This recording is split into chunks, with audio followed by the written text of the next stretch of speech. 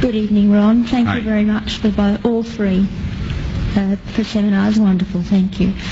My question is that you said that you had the blood of our Lord examined by the Israelis. That's correct. What was their determination of that?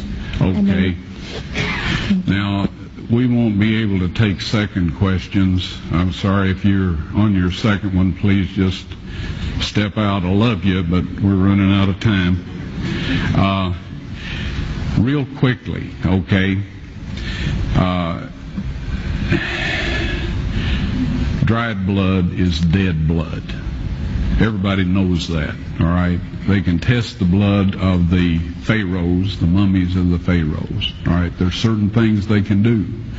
They cannot get a chromosome count by any method I'm familiar with, all right? Things keep changing. I don't profess to know everything. However, there's no way I know that you can get a chromosome count out of dead blood. You can get a DNA and some other things, but not a chromosome count, all right? That's done by living white blood cells. Now then, first of all, in this analysis, I took the blood into a laboratory in Israel. I asked one of the people I work with in antiquities, where is a good laboratory that does reliable work? And they said, such and such, such and such. I took it.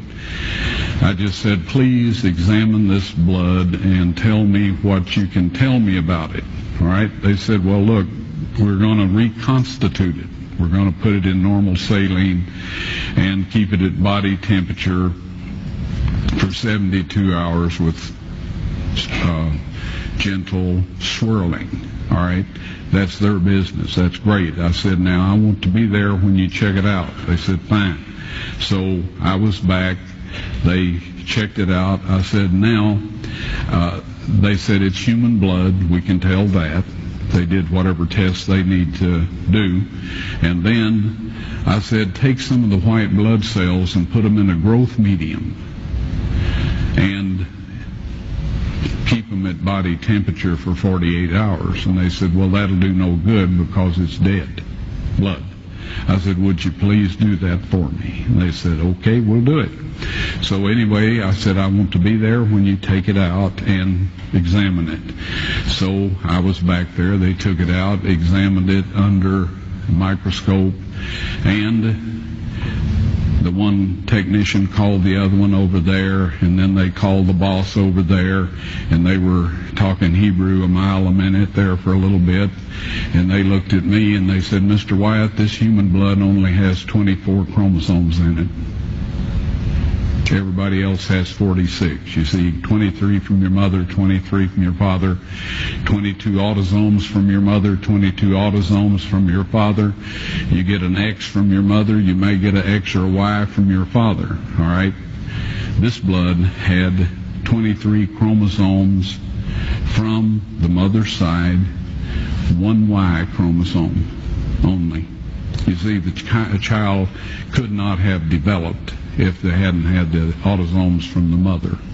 So all of his physical characteristics were determined by his mother's side of the family, her autosomes.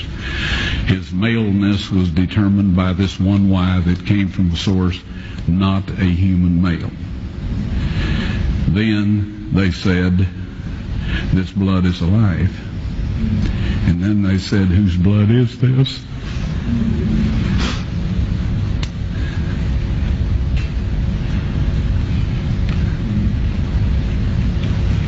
I said, it's the blood of your Messiah.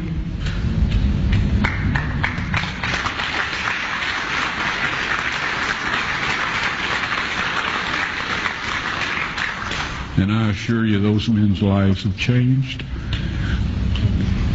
You're welcome.